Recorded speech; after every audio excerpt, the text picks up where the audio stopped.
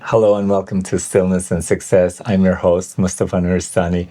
And today I have a very interesting guest for you. Someone who's so fascinating.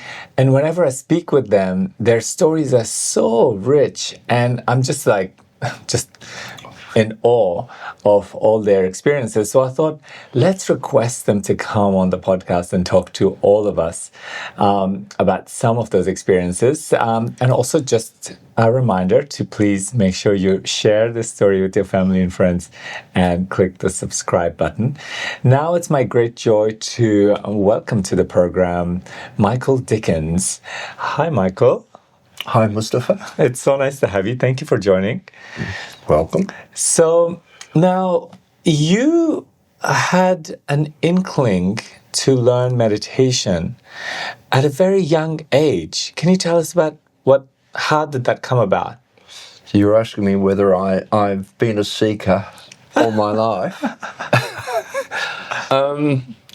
Well, I was in a way because when I was about 14, I was very interested in comparative religions, and I'd go down to the public library and I'd get I'd get large volumes on philosophers as well, but a book on comparative religion, I thumbed through it and I saw a section on Buddhism, and for the first time I was reading all of it about Buddhism, and they spoke about a state of enlightenment.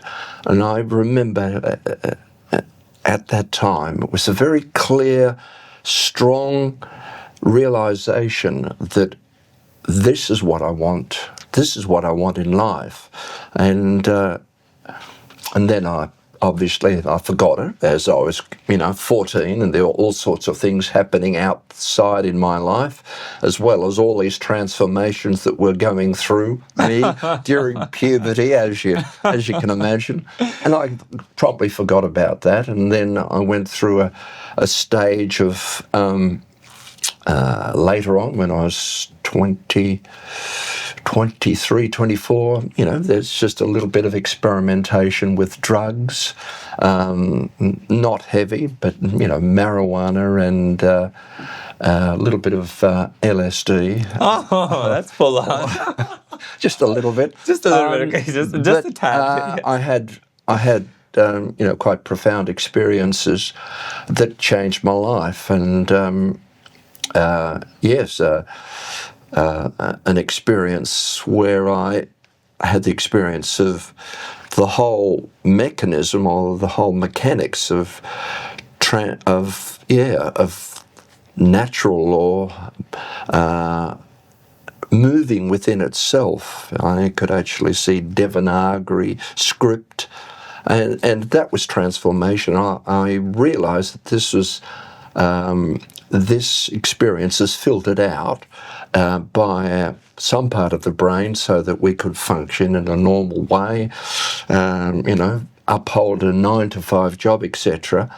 I experienced this as a state of reality, and that day onwards I abandoned any interest in drugs and alcohol, everything, and I said I've got to look and find a meditation practice. And so wait a minute. So you were just in your early university days or life? A little bit beyond that. About 24, 25. Yeah. And you were thinking, what's life? And in Brazil, I have a lot of Brazilian friends, and they say that at around 24, 25.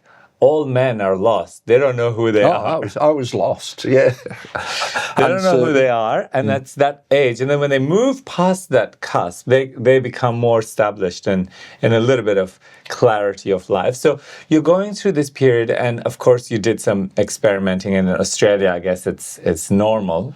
Yeah, rites of passage. Yeah, I'm not sure. I mean, I grew up in Australia, and I didn't do LSD as part of my growing up process, but I did other things, which was like traveling and meeting all these people. I did that. I did that as well. Now, so you had this experience. You took this thing, and then you had this experience that was beyond the normal experiences that we have every day. Yeah.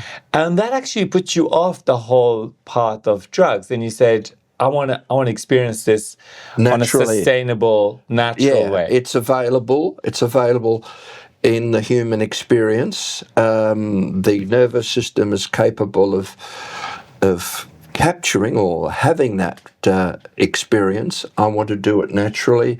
And I've read enough books to say it's available through meditation, regular meditation practice. And I didn't know what I was going to do. But I thought, first port of call would be doing some hatha yoga, and I'll ask the teacher what I should do. And at the same time, I had a friend who was a uni student doing a science degree, and Peter was in one of those digs in North Carlton, and you'd go around and you'd see Peter, and he'd have this dressing gown on and the lank hair coming down to his shoulder, and you'd knock on the door and, "Oh, hello, Peter. Oh, come in, Michael." And it was one of those terraced houses where you go right down bedroom, and it would open out into a living room, and there would be this morning's breadcrumbs or toast crumbs on the table, and there'd be a cardboard box overflowing with refuse, and then Peter would tell you he had this cold. So that was Peter, and then I noticed a change in him where he learned Transcendental Meditation. So I wanted to set up that situation. I went to my yoga teacher and said, I want to learn meditation. And they said, I should try to practice concentration. And they gave me a task of focusing on an analog clock, the second hand, and just focusing on that and seeing how I went. And I tried that earnestly for about 3 days, and then at the same time I was seeing this transformation in Peter, who's all of a sudden he started to wash his hair, and his house was transformed. It was nice and neat, and there was this beatific smile coming over his face. And I thought, well, I continue with focusing on a second hand on an analog clock.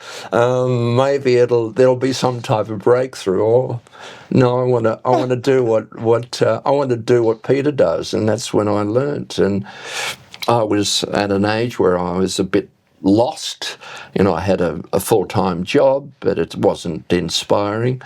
And I had this inner narrative comparing myself with other people and other friends. And I didn't have a girlfriend at the time, and my friends had girlfriends. And so, it was typical male at 25, 26. And so what I found was after about 3 or 4 days, I just noticed that I just sort of felt comfortable being in my own company, and I was always restless before that time, but I could be still, and it just felt good, just being still and being comfortable in my own skin. And I guess the other very early experience I had was waiting for my father, who was playing bowls, and I was the dedicated or nominated driver, so he could have a few beers after his bowls games, and I was waiting for him. And I had a pair of thongs, a pair of stubbies, a T-shirt, and my brand new mantra. And I was waiting for him, and I just realised that I could go inside and experience the most intimate experience of myself at any time. Go to this place where I experience wakefulness inside and, really bliss and this state of well-being. And this was my experience that I was having at that time, rich experiences. And I could go there at any time. And I just felt so rich, so, wow. It was a realization, and it's never left me, that exhilaration. And,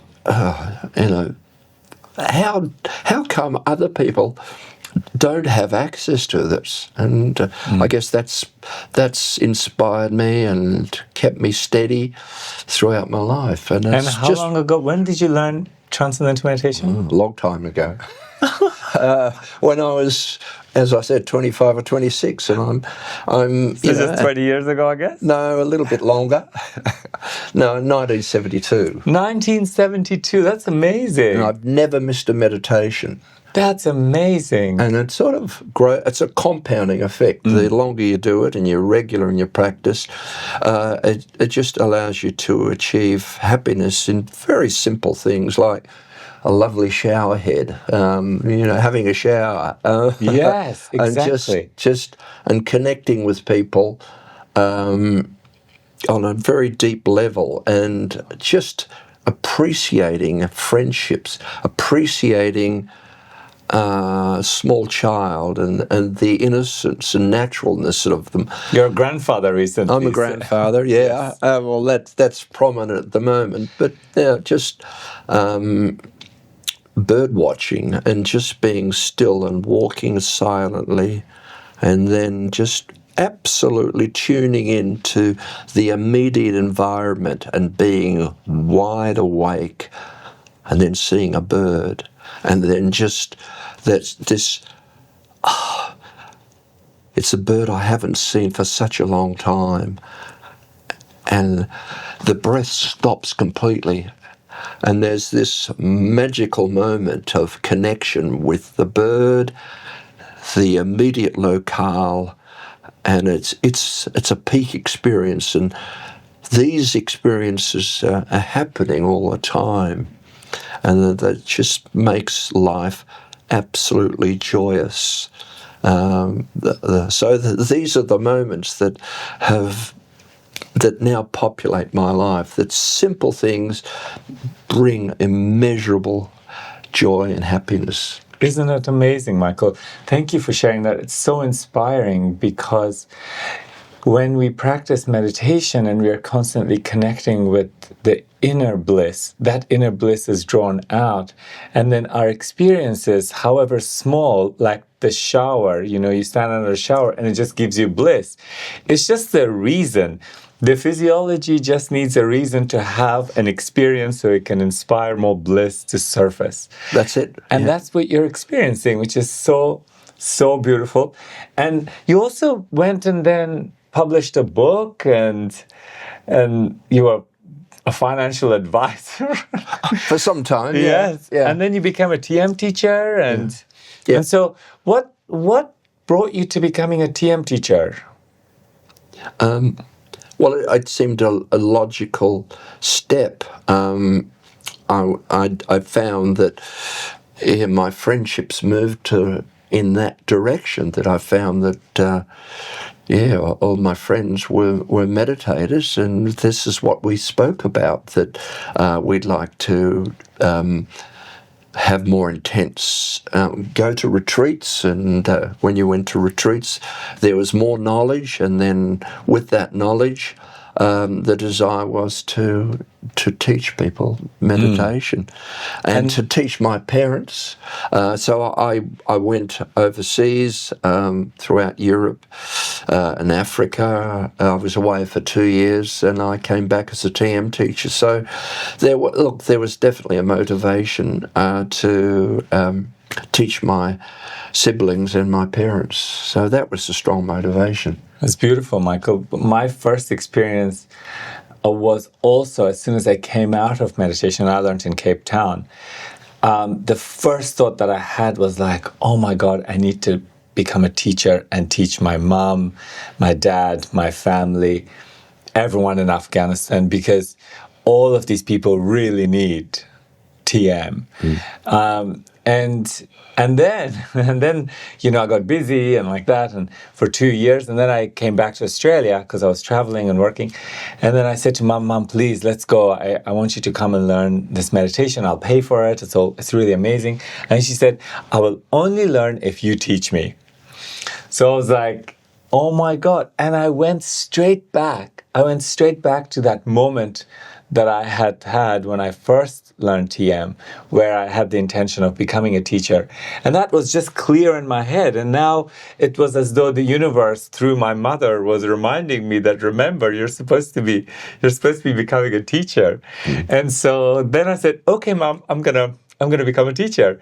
And then I learned, and then I became a teacher, and then I came back and I was teaching in Sydney for a little while. And then 2 weeks after teaching, I said, I'm going to go to Melbourne to teach my family. And it was such an incredible experience to teach my mom. Yeah. And she was just transcending in front of my eyes. And it was such an incredible experience of joy and serenity and connection, and just the heart just expanding and expanding, because she was just and you could just see the tension and the worries, because all mums are just worried, especially if you're an Afghan mom. Yeah. The extra level of worry comes. Yeah, my parents, they were very regular. My father never missed a meditation. Same with my mum as well. They were very, very strong Actually, they did the advanced courses. They went on retreats. They retired up in northern New South Wales, and they had meditators coming to their house regularly. So they were very strong meditators. 2 of my siblings became TM teachers. All of my siblings are still alive and are regular in their practice. So that's testament to the good teacher that they had, huh? Shucks. Yeah. Yeah. And then I want to just ask you about one thing that really struck you when you were maybe perhaps close to Maharishi, and it still is with you. Is there one thing? There's so many things that Maharishi says that just it takes over and like that. But is there an experience that you had with Maharishi where he said something and it just touched you? The personal encounters that I had with Maharishi and asking him questions about which way, had certain vexed questions about my future, which he answered, which I won't disclose to you. But no, there was a really great experience of just being in the presence of someone who's enlightened. And it was, I'm a special techniques teacher, that if people have got problems with smoking, it's a really entrenched habit or addiction, then I've been given special techniques by Maharishi to help people overcome addictive behaviour. And I was in his presence, and there was only 3 of us, and one of the other guys asked this questions about the technique, how long people should practice it. And it was just to be present to Maharishi and just to see his grace, the way his limbs, the way he used his limbs, they were so relaxed and so calm. With their forearms, they conveyed so much strength. So there was all of these experiences are having of strength, of being relaxed, and of this radiation of this eternal wisdom. And the question was asked, how long should someone practice these special techniques? And Maharishi sort of came back and thought of the question, and you could watch his eyes, and the eyes are the windows of the soul, and there was no back to it. The eyes went forever, and then he came out with the answer. and for 2 weeks, and at the end of that, stop using the practice. And it was just a good experience of how an enlightened person functions, just totally in the moment, hasn't thought of that, doesn't have to consider the question, but just go back onto the self, onto the unbounded awareness, and then the natural law comes naturally back, or to the and gives the answer. It was just a lovely experience. This experience that Maharshi has spoken about, that on the level of the transcendent is the field of all possibilities, the field of all solutions, the field of all creativity and intelligence. Yeah. And so for him, who is so completely established in that level, the question falls in the screen of his consciousness, then the answer appears, and you had that experience being in his audience, like being there and watching that whole process, the mechanics of how the question would be answered. And the answer is always so complete. Because but people can have that experience in any meditation. Exactly. You have had that experience. I've had that experience where you have this very subtle desire, so just the subtlest intention, and the answer or the experience is there on any one or all of the senses, visually. Or even emotionally, but it's an experience of that can accompany that experience of all-knowingness. Exactly.